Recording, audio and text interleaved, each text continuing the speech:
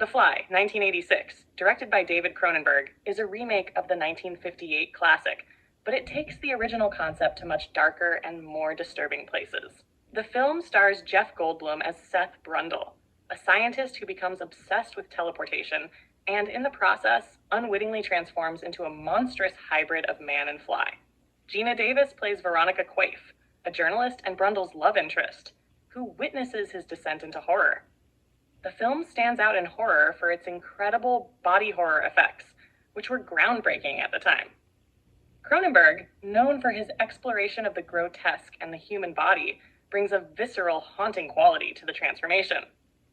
Jeff Goldblum delivers an iconic performance as the increasingly unhinged Brundle, portraying both the brilliance and the tragic downfall of a man who loses control over his own scientific creations. Goldblum's natural charisma makes the character's initial charm and eventual horrific nature even more unsettling. Gina Davis complements him well, portraying a woman torn between her love for Brundle and the horrifying changes she witnesses. Their chemistry is compelling and adds an emotional depth to the film amidst the grotesque physical transformations. The themes of The Fly touch on the dangers of unchecked scientific ambition, the loss of identity, and the human drive for perfection.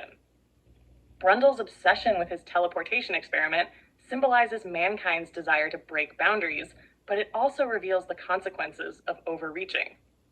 The film also delves into themes of isolation, as Brundle becomes increasingly alienated from the world and from the woman he loves. There's an undeniable tragic element to his transformation, as he loses his humanity bit by bit. The special effects in The Fly are both praised and infamous, particularly the final stages of Brundle's transformation. The practical effects are remarkable, and the movie's gore and body horror push the boundaries of what was possible at the time. They make the film not only a psychological horror, but a physical one, as audiences are forced to confront the grotesque spectacle of Brundle's slow disintegration. As for the sequel, The Fly 2, 1989, it follows the son of Seth Brundle, Martin, who inherits his father's genetic condition. While the sequel had some interesting ideas, it didn't capture the same emotional depth or originality as the first film. It's a more straightforward horror film, though it does offer a sense of continuity and some of the same body horror themes. Overall, The Fly is a brilliant piece of horror cinema, balancing psychological dread with physical terror, all while giving a compelling performance from Goldblum and Davis. It's a tragic, disturbing exploration of the fragility of the human form, and it remains one of the best examples of Cronenberg's mastery in blending horror with complex, thought-provoking themes. Let's dive into a review of The Fly 2. The Fly 2 is the 1989 sequel to David Cronenberg's iconic The Fly, 1986.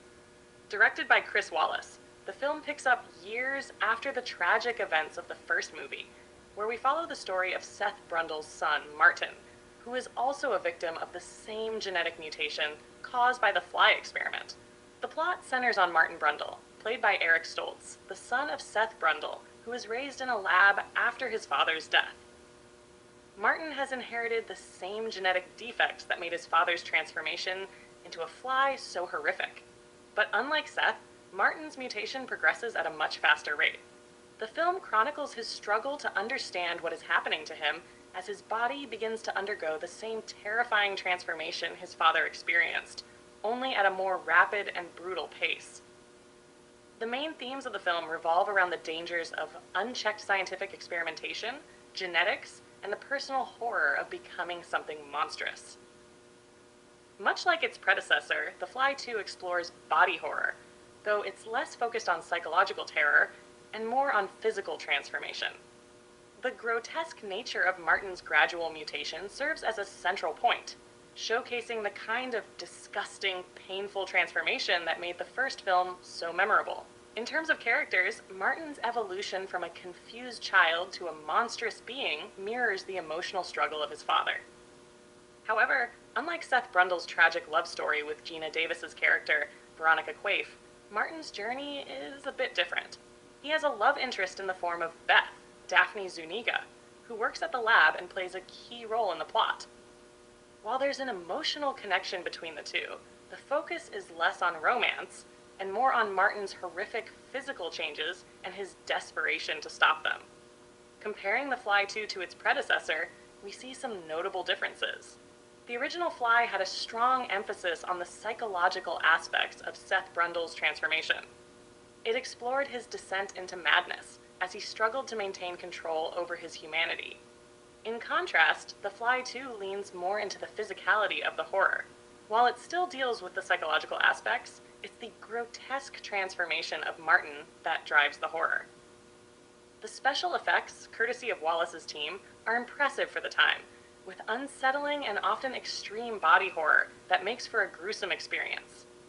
Whereas Cronenberg's The Fly was also a meditation on the price of scientific advancement and the cost of pushing human limits, The Fly 2 tends to focus more on the personal and familial ramifications of those experiments. Martin's search for answers and escape from the horrific fate he is bound to is more of an emotional journey, even though the film keeps its horror elements front and center. The body horror in The Fly 2 feels more overt. It's not as slow burning as the first movie, but it's raw and intense, especially in the final act. The practical effects are top-notch for the era, with prosthetics and animatronics that bring the hideous transformation to life in excruciating detail. In conclusion, while The Fly 2 doesn't quite match the emotional depth or the groundbreaking nature of its predecessor, it stands as a worthy sequel for fans of body horror and grotesque transformation. It's a bit more direct in its approach to horror, with a heavier emphasis on physical mutation and its gory, often disturbing consequences. If you're a fan of the original Fly or 80s body horror in general, it's definitely worth checking out. Let's dive into the world of the Fly franchise and explore the possibility of a third installment. The original 1986 film, directed by David Cronenberg, is a classic in the body horror genre. It stars Jeff Goldblum as Seth Brundle, a scientist who becomes a man-fly hybrid after a teleportation experiment goes awry. The film received critical acclaim and won the Academy Award for Best Makeup in 1987. Following its success, a sequel, The Fly 2, was released in 1989. Directed by Chris Wallace, it continues the story of Brundle's son, Martin, who inherits his father's condition and struggles with his own transformation. However, The Fly 2 received mixed reviews and didn't achieve the same level of acclaim as its predecessor. Now, regarding a potential Fly 3, there have been discussions over the years about continuing the franchise. In July 1993, it was reported that development had begun on The Fly 3s, with Richard Jefferies writing the screenplay. The film was intended to feature the return of Geena Davis's character, Veronica Quaife, and focus on the mutated twins she conceived with Seth Brundle. However, the project never materialized. Fast forward to November 2024, and there's new movement in the Fly universe. A surprise spin-off is in the works, set in the same universe as Cronenberg's 1986 film. Nikyatu Jusu, known for her work on the 2022 film Nanny, is set to write and direct this new project for 20th Century Studios and Chernin Entertainment. This upcoming film is not expected to be a direct remake or sequel, but rather an independent movie within the same universe. While this isn't a direct Fly 3, it indicates renewed interest in the franchise and its themes. The enduring legacy of the Fly series, particularly the 1986 film, continues to influence horror and science fiction. Its exploration of identity, transformation, and the human condition remains relevant, and the upcoming spin-off could offer a fresh perspective on these themes. In conclusion, while a direct Fly 3 hasn't been produced, the franchise is experiencing a resurgence with the upcoming spin-off. This development suggests that the world of The Fly is far from over, and fans can look forward to new stories set in this intriguing universe.